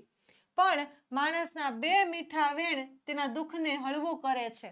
તમને યાદ હોય તો આપણે દુલાભાઈ કાગની તો બહુ મસ્ત કાવ્ય છે મહેમાન ઉપર કવિતા કે આવકારો મીઠો આપજે, જે તારા આંગણિયા પૂછીને જે કોઈ આવે એને આવકારો મીઠો આપજે. તો અહીંયા બરાબર શૂટ થાય છે કે માણસને કોઈ બીજા માણસના બે મીઠા વેણ હોય તો એ જ એના દુઃખને હળવું કરે છે. માટે જે વ્યક્તિ આપણી ભાવનાની કદર કરી શકે, જે વ્યક્તિ આપણા માટે સ્નેહ રાખે એવા જ વ્યક્તિના ઘરે જવું જોઈએ. પછી ભલે ને એ પ્રેમાળ વ્યક્તિના ઘરે આપણે સૂકો રોટલો ખાવા મળે અને 32 પકવાનનું નહીં પણ સાચા પ્રેમ ભાવનું મહત્વ આ જગતની અંદર છે. અને એનું બેસ્ટ એક્ઝામ્પલ આપણા ભગવાન શ્રી કૃષ્ણએ પૂરું પાડ્યું છે કે ભાઈ દુર્યોધનના 32 ને કેટલાય પાર વગરના પકવાનો એને ઠોકર મારી અને વિધુરની ઘરે જઈને સૂકો રોટલો કે તાંજળિયાની ભાજી એ ખાય છે, એ સ્વીકારે છે તો એને પ્રેમ કહેવાય. એ વાત કવિ આ પંક્તિઓમાં ખૂબ સુંદર રીતે તમને સમજાવે છે. એના પછી જોઈએ તો પત્ર લેખન કરો અથવા તો અહેવાલ લેખન કરો. બેમાંથી કોઈ પણ એક. યા તો પત્ર આવડે તો પત્ર લખી શકો છો, યા તો પછી અહેવાલ આવડે તો તમે અહેવાલ લખી શકો છો. બેમાંથી એક વસ્તુ લખવાની અને એના તમને 3 માર્ક્સ મળવાના છે. તો આપણે અહીંયા સૌથી પહેલા પત્ર જોઈએ કે 29મો પત્ર તમારા નાના ભાઈને માતૃભાષા એટલે કે ગુજરાતીનું મહત્વ દર્શાવતો તમારે પત્ર લખવાનો છે. તો સૌથી પહેલા તો દર્શના જે પટેલ પત્ર લખે છે એનું નામ, સરનામું, એરિયો અને તારીખ, અને આ બાજુ ભાઈ માટે સંબોધન કે પ્રિય અરુણ, તારો પત્ર મળ્યો અને તમારી શાળામાં માતૃભાષા દિવસની ઉજવણી કરવામાં આવનાર છે, એટલે કે ઉજવણી થવાની છે તે જાણી અને મને ખૂબ જ આનંદ થયો. આ ઉજવણીના ભાગરૂપ યોજાનાર વક્તૃત્વ સ્પર્ધાની અંદર તું પણ ભાગ લે એવી મારી ઈચ્છા છે. બેન ભાઈને શું કહે છે કે તારી સ્કૂલની અંદર માતૃભાષાના મહત્વ કે માતૃભાષા દિવસની ઉજવણી કરવામાં આવે અને તેના ભાગરૂપે વક્તૃત્વ સ્પર્ધાનું આયોજન પણ કરવામાં આવે છે. તો એ વક્તૃત્વ સ્પર્ધાની અંદર તું પણ ભાગ લે એવી મારી ઈચ્છા છે. અને આપણા જીવનમાં માતૃભાષાનું ઘણું જ મહત્વ રહેલું છે. કઈ રીતે? તો માતૃભાષા એટલે કે મોટા દ્વારા મળેલી ભાષા. આપણને આપણા વડીલો દ્વારા આમનામ જ જન્મતાની સાથે જ જે ભાષા મળી છે તેને આપણે માતૃભાષા તરીકે ઓળખતા હોઈએ. અને આપણે જન્મ પછી તરત આપણા ઘરમાંથી કે આસપાસથી સહજ ભાવે શીખી લઈએ છીએ. તો માતૃભાષા હૈયે હોવાથી એ તરત જ હોઠે ચડે છે. ગુજરાતીમાં બોલવું હોય તો આપણે કઈ બહુ લાંબો વિચાર કરવો પડતો નથી. પ્રેમ કરવો કે થોડો કજિયો કરીને રીસાવવું, ગુસ્સો કરવો, રડવું, કીટી કરવી કે વહાલ કરવું, આ વગેરે માતૃભાષામાં સહેલાઈથી પ્રગટ કરી શકાય છે.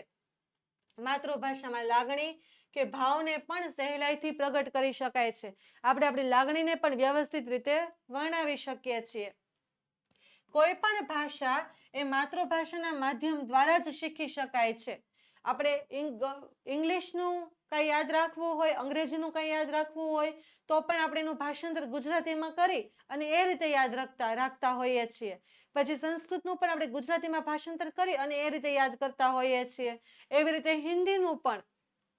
તો માતૃભાષાના માધ્યમ દ્વારા જ આપણે ગણિત, વિજ્ઞાન અને સામાજિક વિજ્ઞાન વગેરેનું જ્ઞાન સારી રીતે મેળવી શકતા હોઈએ છીએ.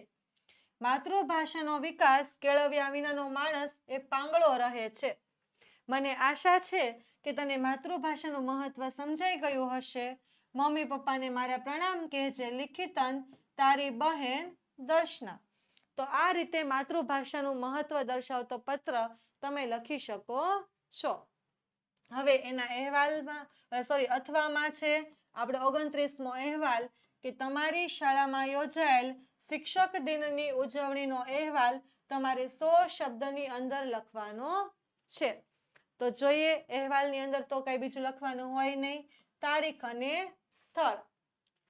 અમારી સંસ્થા શ્રી સરસ્વતી હાઈસ્કૂલ આણંદ ખાતે તારીખ 5/9/2024 ના રોજ શિક્ષક દિનની ઉજવણી કરવામાં આવી હતી. એટલે કે શિક્ષક દિન ઉજવાયો હતો. અને એ દિવસે અમારી શાળામાં કુલ 7 તાસનું એટલે કે 7 લેક્ચરનું આયોજન કરવામાં આવ્યું હતું. ધોરણ 10નો વિદ્યાર્થી રુદ્ર તે પ્રિન્સિપાલ બન્યો હતો અને મારો મિત્ર માહિર તે સુપરવાઇઝર બન્યો હતો. અમારી સંસ્થામાં ધોરણ 1 થી 12ના વર્ગો હોવાથી એ દિવસે તો સમગ્ર શાળામાં જાણે કે ઉત્સવનું વાતાવરણ સર્જાઈ ગયું હતું. અને શિક્ષક બનેલા બધા જ મારા સહઅધ્યાયીઓ ખૂબ જ આનંદ અને ઉત્સાહમાં હતા. અમારી શાળાના વિદ્યાર્થી ભાઈ બહેનોએ પણ અમને ખૂબ જ સાથ સહકાર આપ્યો. કેમ કે પોતાના જ ક્લાસના વિદ્યાર્થીઓ હોય અને શિક્ષક બનીને ભણાવવા આવતા હોય તો ત્યારે સાથ સહકારની જરૂર પડે. અને એક દિવસ માટે શિક્ષક બનેલા અમને તેણે ખૂબ જ શાંતિથી વર્ગમાં ભણાવવામાં સહકાર આપ્યો, એટલે કે મદદ કરી. અને અમારો આ જે અનુભવ છે એ ખરેખર ખૂબ જ આનંદદાયક હતો. અમને બહુ જ મજા પડે એવો અમારો આ અનુભવ હતો. બપોરે 3:30 વાગે અમારા 7 તાસ પૂરા થતા છેલ્લે 1 કલાક તે સાંસ્કૃતિક કાર્યક્રમનું આયોજન પણ કરવામાં આવ્યું હતું. અને એની અંદર જે શિક્ષક બનેલા તેમાંથી 4 પ્રતિનિધિએ પોતાના અનુભવોને પણ વર્ણવ્યા હતા કે આજે અમને શાળામાં ભણાવીને કેવું લાગ્યું. અને છેલ્લે જે સુપરવાઇઝર બન્યો હતો તે બનેલો માહિર એણે આભાર વિધિ કરી હતી, એટલે કાર્યક્રમને પૂર્ણ કર્યો હતો. અને આ રીતે સમગ્ર કાર્યક્રમ ખૂબ જ સફળ રહ્યો અને ખરેખર એમાં દરેક વિદ્યાર્થીને ખૂબ જ આનંદ આવ્યો, બહુ જ મજા આવી. અને સાંજે 4:30 વાગે અમે છૂટા પડ્યા ત્યારે એક નવો અનુભવ લઈને છૂટા પડવાનો આનંદ દરેકના ચહેરા ઉપર દેખાતો હતો. નવો જ અનુભવ કહેવાય. રોજે તો બેન્ચીસ ઉપર બેસીને શિક્ષકો પાસેથી ભણતા હોય. આજે પહેલી વખત શિક્ષકોની જગ્યાએ જઈ અને પોતે પોતાના મિત્રોને ભણાવતા હોય. એટલે આ અનુભવ ખરેખર એ તો યાદગાર હોય. એના પછી ક, તો નીચેના ગદ્યખંડ વાંચી તેની નીચે આપેલા પ્રશ્નોના ઉત્તર આપવાના છે અને એના તમને મળવાના છે 2 માર્ક્સ. તો જોઈએ, નદીને જો કોઈ ઉપમા છાજે તો તે માતાની જ છે. નદીની કાંઠે રહીએ એટલે દુકાળની બીક જ નહીં. મેઘરાજા દગો દે ત્યારે નદી માતા આપણો પાક પકવે અને નદીનો કાંઠો એટલે કે શુદ્ધ અને શીતળ હવા. નદીને કાંઠે ફરવા જઈએ એટલે કુદરતના માતૃવાત્સલ્યના અખંડ પ્રવાહનું દર્શન થાય. નદી મોટી હોય અને તેનો પ્રવાહ ધીર ગંભીર હોય ત્યારે તો કાંઠા ઉપર રહેનારા લોકોની જાહો જલાલી નદીને જ આભારી હોય છે.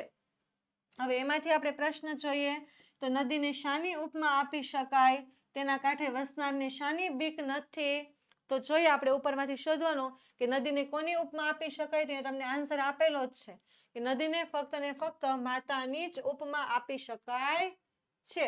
અને નદીને કાંઠે વસનારને શાની બીક નથી લાગતી, તો નદીને કાંઠે રહીએ એટલે દુષ્કાળની કે દુકાળની બીક લાગતી નથી. એના પછી બીજો સવાલ છે કે નદી કાંઠે ફરવા જવાથી શાના દર્શન થાય છે. તો નદી કાંઠે ફરવા જવાથી માતૃવાત્સલ્યના દર્શન થાય છે. માતૃવાત્સલ્યના દર્શન થાય છે. એના પછી જોઈએ તો આપણા પ્રશ્નપત્રનો છેલ્લો પ્રશ્ન કે નીચે આપેલા મુદ્દાઓને આધારે આશરે 250 શબ્દોની અંદર તમારે નિબંધ લખવાનો છે અને એ નિબંધના તમને 6 માર્ક્સ મળવાના છે. તમને 3 નિબંધ આપવામાં આવે છે અને 3માંથી તમને ગમતો તમારે કોઈ એક નિબંધ લખવાનો છે. તો આપણે સૌથી પહેલો નિબંધ છે કે મારો યાદગાર પ્રવાસ. એના મુદ્દા શું છે તો પ્રસ્તાવના, બસમાં મુસાફરી, જગ્યાનું મહત્વ, પહોંચતા લાગેલો સમય, સ્થળનું વર્ણન અને ઉપસંહાર.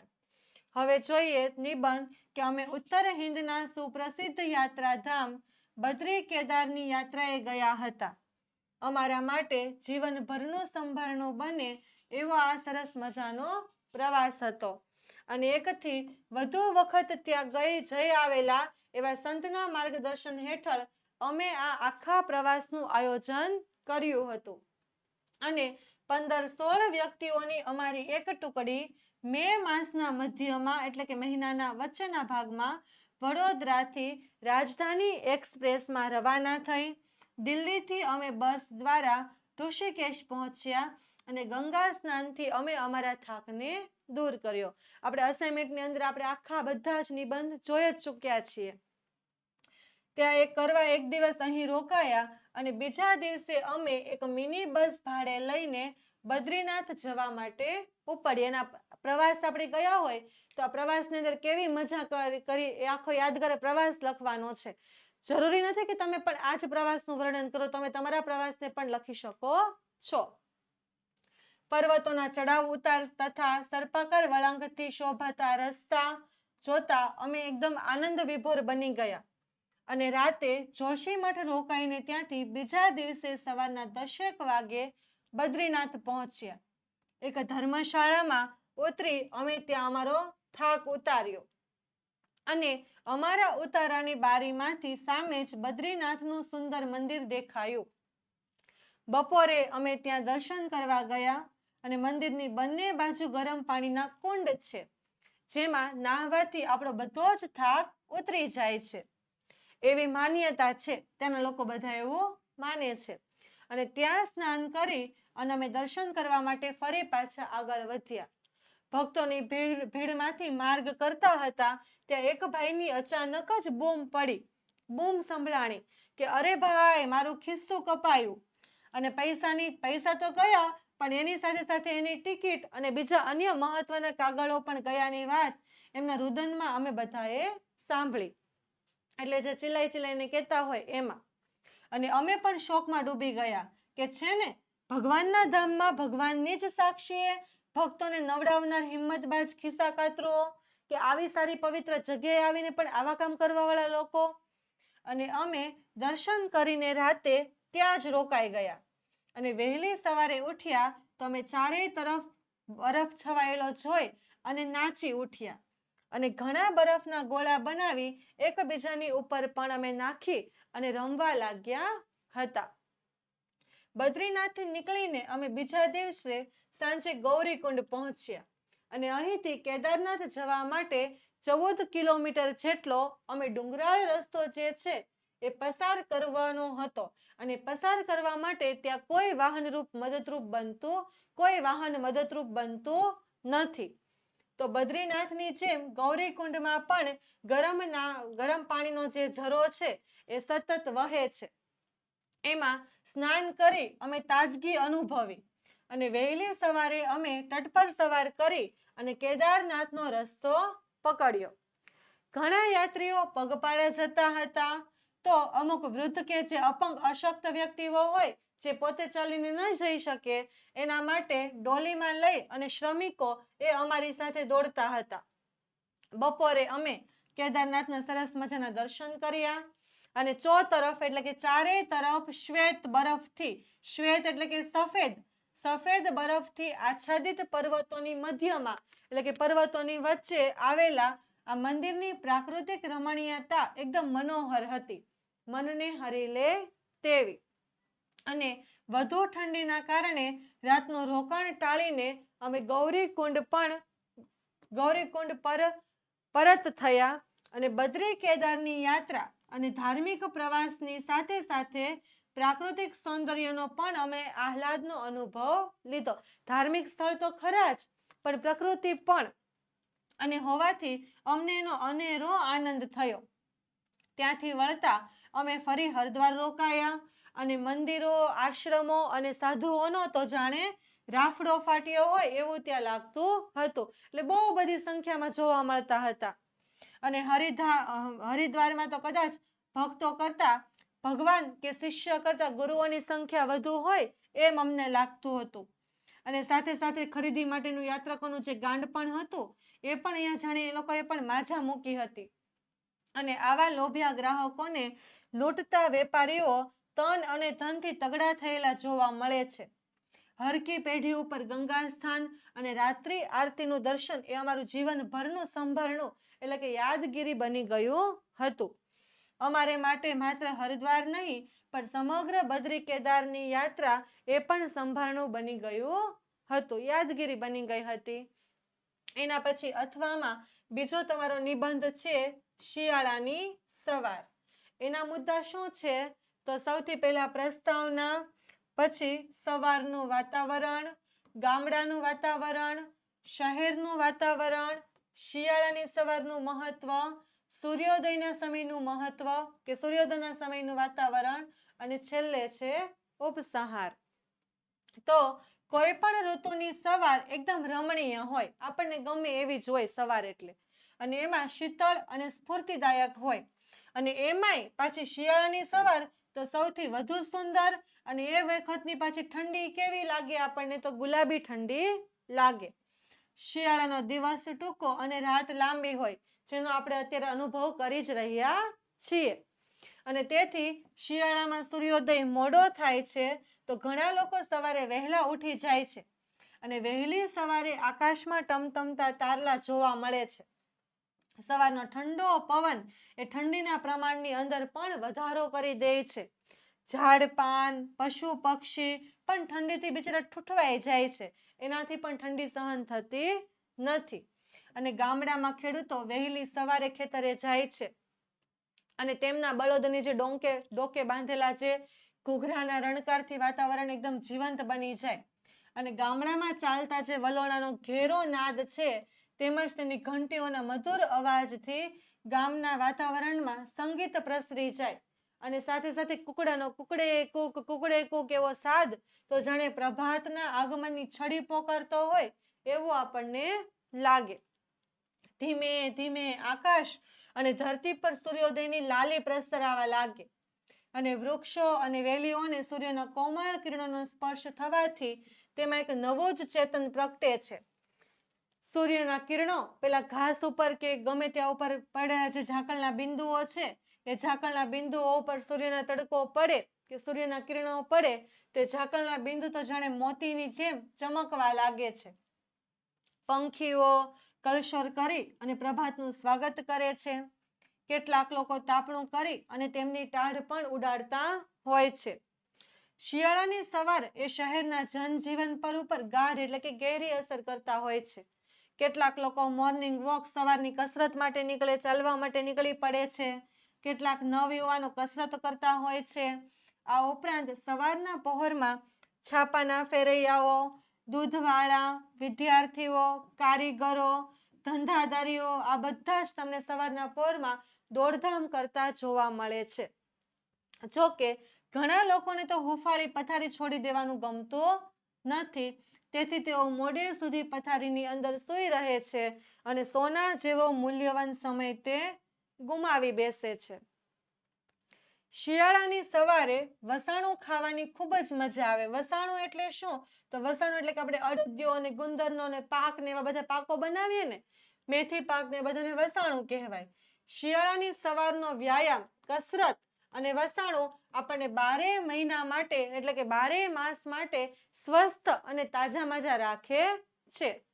શિયાળાની સવાર દમ અને શ્વાસના દર્દીઓને માફક આવતી નથી, કેમ કે એની જે તકલીફ છે એની અંદર વધારો થાય છે. અને જેમની પાસે ઓઢવા કે પાથરવાની પૂરતી સગવડ નથી હોતી તેવા ગરીબો માટે પણ આ એકદમ કપરી નીવડે છે, એટલે કે અઘરી પરિસ્થિતિ થઈ જાય છે. ઘણી જોકે સેવાભાવી સંસ્થાઓ હવે છે જે ગરીબોને ધાબળાનું દાન પણ કરે છે. તો સામાન્ય રીતે આજે શિયાળાની સવાર છે એ આનંદદાયક, શક્તિદાયક અને સ્ફૂર્તિદાયક જ હોય છે. આના પછી હવે આપણો ત્રીજો જે નિબંધ છે અથવા વાળો એ છે કે પ્રદૂષણ એક ગંભીર સમસ્યા. તો એના મુદ્દા હવે આપણે જોઈ લઈએ. સૌથી પહેલા પ્રસ્તાવના, 21મી સદીની સમસ્યાઓ, પ્રદૂષણ, કેવા કેવા પ્રદૂષણો જોવા મળે છે તે, એનાથી થતા નુકસાનો, પ્રદૂષણની ભયંકરતા અને છેલ્લે જોવાનો છે ઉપસંહાર. તો જોઈએ સૌથી પહેલા 21મી સદીને લગતી સમસ્યાઓ કે આજની 21મી સદી એ વિજ્ઞાન અને ટેકનોલોજીની સદી છે અને એમાં માનવીય વિકાસ માટે અનેક સાધનો અને સુવિધાઓ મેળવી છે, પરંતુ તેની સાથે પર્યાવરણને પણ ભારે નુકસાન પહોંચ્યું છે. એટલે માનવની જેટલી સુખ સુવિધાઓ વધતી જાય, પ્રદૂષણની અંદર પર્યાવરણને એટલું જ નુકસાન પહોંચતું જાય. પર્યાવરણમાં થતા આ અસંતુલનને પ્રદૂષણ કહેવામાં આવે છે. આજના સમયમાં તમે જુઓ તો પ્રદૂષણ એ માનવ જીવન માટે એક જાણે ગંભીર સમસ્યા બની ગયું છે અને એનો ઉકેલ ક્યાંય મળતો નથી. વધતી જતી જનસંખ્યા એટલે કે વસ્તી વધારો, ઉદ્યોગીકરણ, શહેરીકરણ અને વાહનોની જે વધતી જતી સંખ્યા અને ખાસ તો એની અંદર વન વિનાશ, જંગલોનો જે નાશ કરવામાં આવે છે, આ બધી જ વસ્તુ એ પ્રદૂષણના મુખ્ય કારણો છે. એની અંદર શેનો સમાવેશ થાય છે? તો હવા પ્રદૂષણ, પછી વાહનો અને કારખાનાઓના ધુમાડાથી થાય છે. ત્યારબાદ છે જળ પ્રદૂષણ, તે જો નદીઓની અંદર ગંદુ પાણી અને રસાયણો છોડવાથી થાય છે. એના પછી માટી પ્રદૂષણ, જે આ પ્લાસ્ટિક અને રાસાયણિક ખાતરો વધે છે તેના દ્વારા એ પ્રદૂષણનો પણ વધારો થાય છે. આ ઉપરાંત ધ્વનિ પ્રદૂષણ પણ એ માનવ સ્વાસ્થ્યને નુકસાન પહોંચાડે છે. એટલે એ થઈ ગયા પ્રદૂષણના અલગ અલગ પ્રકાર. પ્રદૂષણના કારણે અનેક રોગો ફેલાય છે, જેમ કે શ્વાસના રોગ, ચામડીના રોગો, કેન્સર, ખેતીની ઉપજ ઘટે અને પીવાનું પાણી પણ દૂષિત બનતું જાય, એટલે એ પણ આપણને પછી ચોખ્ખું મળતું, સ્વચ્છ મળતું નથી. પશુ પક્ષીઓના જીવન પર પણ એની ખરાબ અસર પડે છે. ફક્ત માનવીઓને નહીં પણ પશુ પક્ષીઓના જીવન ઉપર પણ એની અસર તમને જોવા મળે. પ્રદૂષણ વધવાથી ગ્લોબલ વોર્મિંગ અને હવામાન પરિવર્તન જેવી ગંભીર સમસ્યાઓ ઊભી થાય છે. પછી આપણને અચંબો લાગે કે શિયાળો શરૂ થઈ જાય તો પણ ઠંડીની શરૂઆત ન થાય અને 12 માસ તડકા જેવું જ ફીલ થાય. ચોમાસાનો વરસાદ પણ ગમે ત્યારે આવી વરસે તો એ શું થાય છે? તો એ આપણું જે વાતાવરણ, જે હવામાન છે એનું પરિવર્તન તમને જોવા મળે અને એનું પણ મુખ્ય કારણ છે પ્રદૂષણ. અતઃ એટલે આનું છેલ્લે પર્યાય એવો જ નીકળે છે કે પ્રદૂષણ અટકાવવું એ દરેક નાગરિકની ફરજ છે. તે માટે આપણે શું કરવું જોઈએ?